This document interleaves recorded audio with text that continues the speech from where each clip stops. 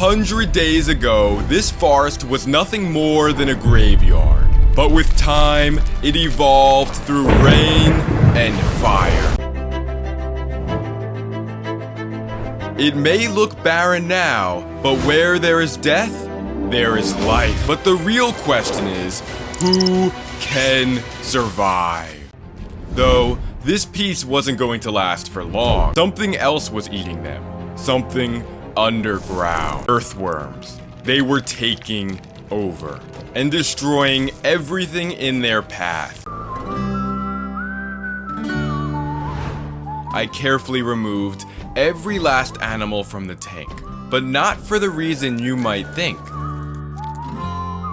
Because on day 94, a dry thunderstorm was about to begin. A wildfire. It quickly began to spread.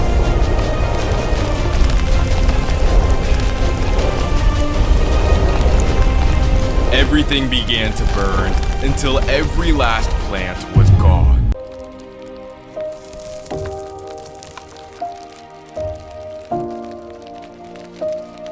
From the ashes sprouted new life. The cycle was going to begin all over again and again and again.